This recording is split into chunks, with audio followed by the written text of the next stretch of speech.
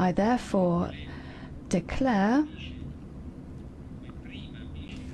as first Vice President of the European Parliament, Ms. Metsola, and I congratulate her on her elections. It-tieni l-ogħla kariga fil-Parlament Ewropew issa hija okkupata minn Maltija. Roberta Metsola inħatret bħala l-ewwel Viċi President tal-Parlament Ewropew, mument storiku għal Maltin u Lawċin. Il-messaġġ tiegħi huwa li id-daqs ta' pajjiż qatt m'għandu jkun ta' limitu għal dik il-kariga li inti tixtieq għal pajjiżek. U dan huwa mument fejn li kollok Maltija li tkun tista' takkupa it-tieni l-iktar kariga għolja fil-Parlament Ewropew huwa mument verament ta' gburija tista' tgħid. U l-ewwel ħaġa li ħanagħmel meta nkun fuq dak il-podium huwa proprju li nitkellem bil-Malti b'din il-lingwa għażiża tagħna u nibgħat il-messaġġ tiegħi għal dan il-poplu li fdani bir-responsabilità.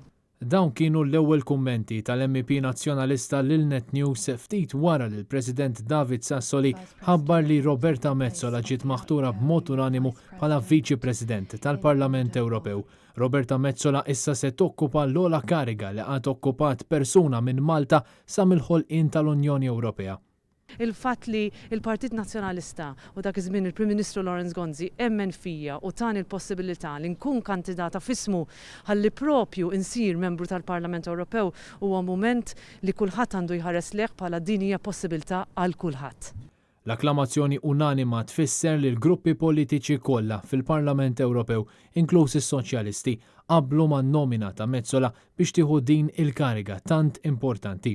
Llum hija ġurnata fejn kull Malti u Għawċi għandu jkun gburi li persuna Maltija, persuna bħalu għandha din il-kariga. U kull min ħares lejn ix-xogħol tiegħi ix-xogħol ta' David Casa, x-xogħol ta' Simon Busuttil fil-Parlament Ewropew jara li kull meta naħdmu verament fl-interess tal-poplu Malti u Għawċi. Issa Roberta Metsola se tkun qed tappoġġja u tissostitwixxi lill-President tal-Parlament Ewropew fl-ewwel istanza jekk ikun assenti jew mhux disponibbli u tippresedi seduti plenarji jew tirrappreżenta lill-Parlament Ewropew f'ċerimonji importanti. L-ewwel Viċi President se jkollha wkoll bosta responsabiltajiet ta' livell għoli relatati ma' rappreżentanza esterna tal-Parlament Ewropew, in-negozjati ta' leġislazzjoni tal-Kummissjoni Ewropea kif ukoll il-Kunsill Ewropew.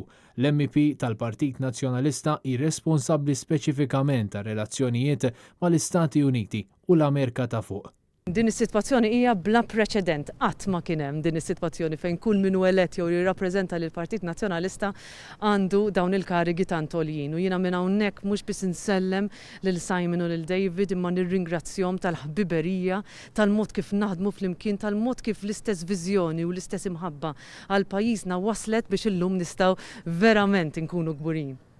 Il-Parlament Ewropew għandu 14 il-Viċi President ikklassifikati mill-ewwel sal-14.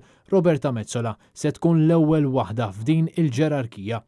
Malli ħarġet din l-aħbar tant importanti, il-kap tal-Partit Nazzjonalista Bernard Grech qal li din il-ħatra hija rikonoxximent tax-xogħol importanti li la twetta Roberta Metsola fil-Parlament Ewropew.